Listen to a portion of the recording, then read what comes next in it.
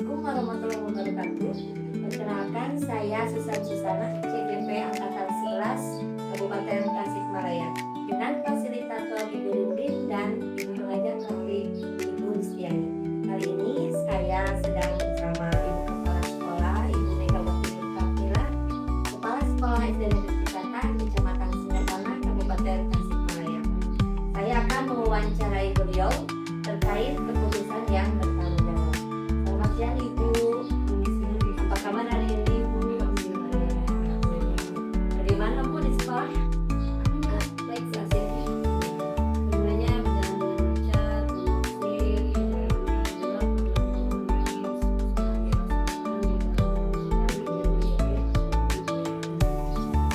Boleh tidak Bu? Saya bila tidak mengganggu waktu Ibu, siang ini saya ingin mewawancari Ibu. ya silakan Bu Susan. Iya. Ketika saya mewawancari Ibu, mungkin nanti videonya diupload, boleh tidak Bu? Wah, Ya, siap. Terima kasih Bu sebelumnya. Begini ya Bu, selama ini kan bagaimana Ibu dapat mengidentifikasi kasus-kasus yang merupakan dilema etika atau bidikan moral?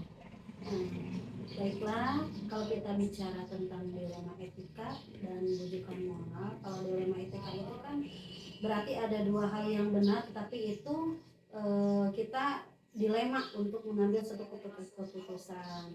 Tapi kalau bujukan moral, ada yang satu, ada yang benar, ada yang salah, berarti itu kita harus kita sebut itu dengan bujukan moral. Nah, dilema etika itu kerap terjadi pada seseorang atau seorang kepala kesatuan, itu bisa terkait beberapa kasus gitu.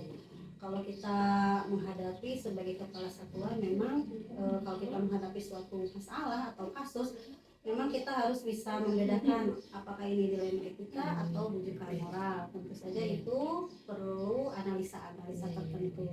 Betul. Jadi selama ini bagaimana Ibu mengambil keputusan di sekolah Ibu, terutama untuk kasus-kasus di mana ada dua kepentingan yang sama-sama benar atau salah, sama-sama mengandung nilai kebajikan seperti itu ya. Untuk mengambil keputusan, misalkan di saat kita menghadapi suatu posisi dalam suatu dilema etika, artinya ada dua kondisi yang memang dua kondisi itu mengandung nilai-nilai kebajikan itu. Kita apa yang harus kita lakukan untuk mengambil keputusan? Yang pertama, kita lihat skala prioritasnya ya. Skala prioritas yang harus kita pertimbangkan, tentukan, lihat dulu. Yang keduanya mengacu kepada apakah ini banyak baiknya atau resikonya, apakah lebih besar atau lebih kecil. Nah, itu mungkin bisa dianalisa dari hal itu. Kemudian yang selanjutnya, kita bisa bermusyawarah dengan warga atau dengan guru-guru yang lain terkait permasalahan mana yang harus diambil, mana yang harus dipending dulu ya.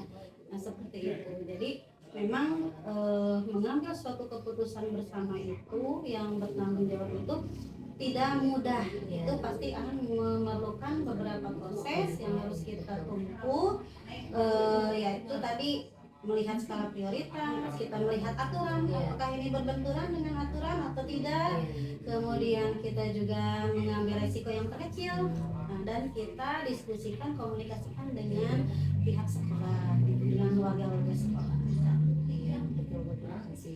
Terus langkah-langkah atau prosedur seperti apa yang bisa Ibu lakukan selama ini?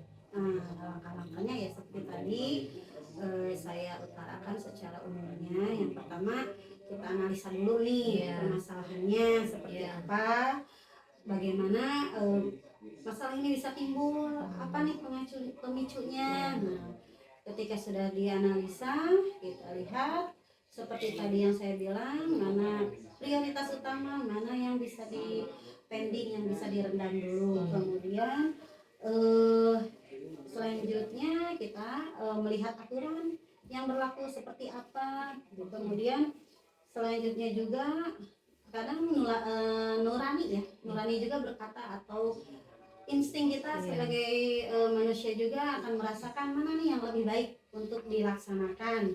Kemudian berdiskusi, bermusyawarah dengan yang lain, dengan pihak-pihak terkait yang bisa terlibat dalam permasalahan itu, dan jika semuanya sudah dilaksanakan itu bisa akan kita ambil keputusan bersama yang bisa dipertanggungjawabkan. Selanjutnya Bu, hal-hal apa saja yang selama ini Ibu menganggap efektif dalam pengambilan keputusan pada kasus dilema etika? Yang efektif dalam mengambil keputusan dilema etika itu ya seperti yang saya bilang ya, yang efektif itu kita tidak bisa berjalan secara sendiri ya. Semuanya itu harus berkolaborasi, harus dengan musyawarah, berkomunikasi dengan yang lain, sehingga tidak akan timbul hal-hal yang memicu permasalahan baru gitu. Jadi yang efektif itu memang yang pertama kuncinya memang ada kolaborasi, ada komunikasi di antara satuan pendidikan itu sendiri. Kalau misalkan itu bisa dilaksanakan, itu akan tercipta hal-hal yang positif yang berdampak pada semuanya dan bisa dipertanggungjawabkan. Terima kasih. Selanjutnya hal-hal apa saja yang selama ini merupakan tantangan dalam pengambilan keputusan pada kasus-kasus dilema etika? Yang menjadi tantangan itu banyak, diantaranya pasti ada pro kontranya ya. Pasti Yang ketika kita mengambil suatu keputusan itu tidak semua bisa menerima.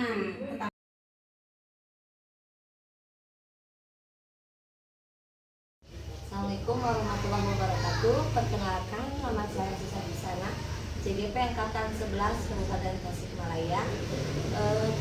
Dengan Ibu Fasilitator Ibu Rinding dan Ibu Pengajar Praktik Ibu Rizkyani. Kali ini saya sedang bersama Bapak Dede Kuswani SPD, Kepala Sekolah SD Negeri Cikuruten. Bapak, saya akan mewawancarai Bapak Dede. Saya akan mewawancarai Bapak terkait keputusan yang bertanggung jawab. Apakah Bapak punya waktu? Boleh tidak Pak? Boleh. Jadi nanti video yang kita video ini diupload, boleh tidak Pak diupload nanti? Ya, terima kasih Pak sebelumnya. Bapak, ini terkait dilema etika ya Pak ya. Jadi selama ini bagaimana Bapak dapat mengidentifikasi kasus-kasus yang merupakan dilema etika atau bujukan moral?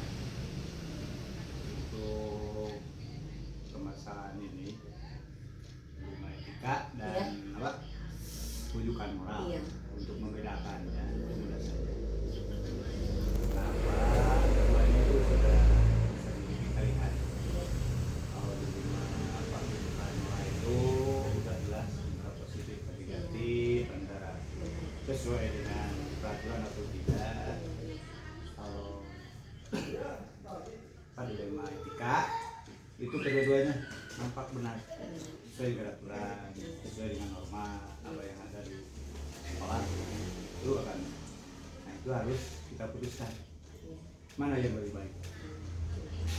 Jadi selama ini bagaimana Bapak mengambil keputusan di sekolah Bapak, terutama untuk kasus-kasus di mana ada dua kepentingan yang sama-sama benar atau sama-sama mengandung nilai kebajikan? Bagaimana Pak?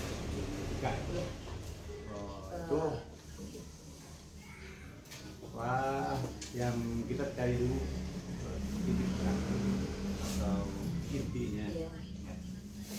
Untuk memutuskan tersebut kita gali faktor apa saja yang menjadi masalah tersebut.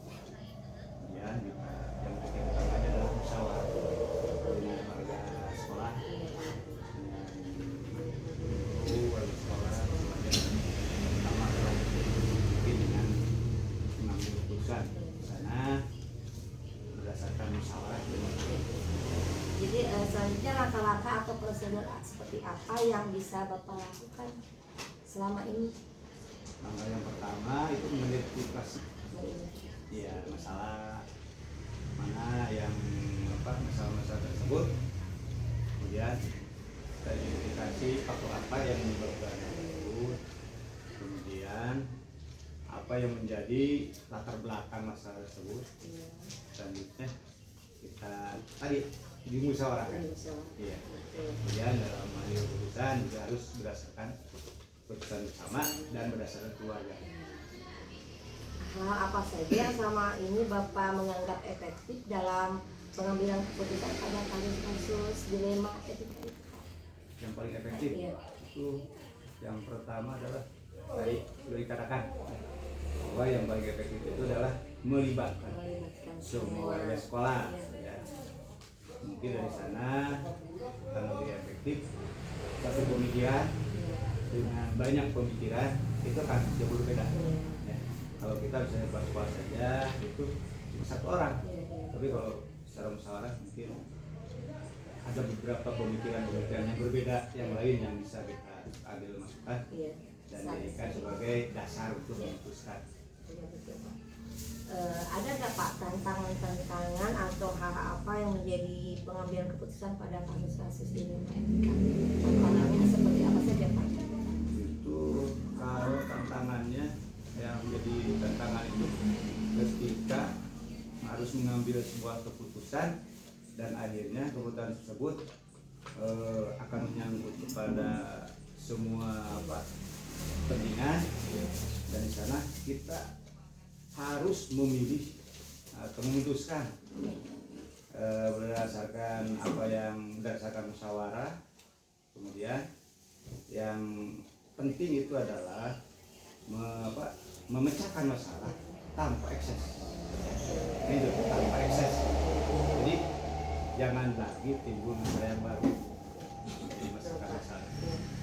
Selanjutnya, apakah Bapak memiliki sebuah jadwal dalam sebuah penyelesaian masalah etika? Misalnya Bapak langsung menyelesaikannya di tempat atau memiliki sebuah jadwal untuk menyelesaikannya. Jadi bentuk atau prosedur seperti apa yang Bapak lakukan? Bentukan baik tersebut adalah tidak ada jadwal. Jadi spontan tidak ya ada Pak? jadwal, iya. Spontan. Ketika ada masalah, Iya. kita langsung saja Iya. masalah tersebut kita tuntaskan secara Iya. bersama-sama. Itu seharusnya seperti itu. Tapi kadang-kala ada hal yang misalnya menjadi teknis, ya. Itu bisa ditunda dulu, ya. Mencari dulu latar belakangnya lebih mendalam lah. Jangan kita sekilas kita putuskan, tapi hasilnya tidak memuaskan. Ya, tapi kalau misalnya kita menggali lagi, mencari faktor-faktor yang lainnya, itu mungkin hasilnya akan lebih memuaskan. Terima kasih. Jadi selain itu, apakah ada seseorang atau faktor-faktor lain yang selama ini mempermudah atau membantu Bapak dalam mengambil keputusan dalam kasus dilema etika tersebut? Apakah ada faktor lain? Ada. Misalnya seperti apa? Itu yang menjadi penentu itu adalah kebersamaan kita di sekolah, ya, dengan keluarga, kekompakan dengan warga sekolah, dan masalah warga sekolah secara bersama-sama dan bertanggung jawab kita akan mengambil keputusan. Dan yang terakhir adalah pelaksanaannya, ya. Pelaksanaannya di sana juga harus memupuk tanggung jawab secara bersama-sama. Di intinya, di kuncinya di situ adalah kekeluargaan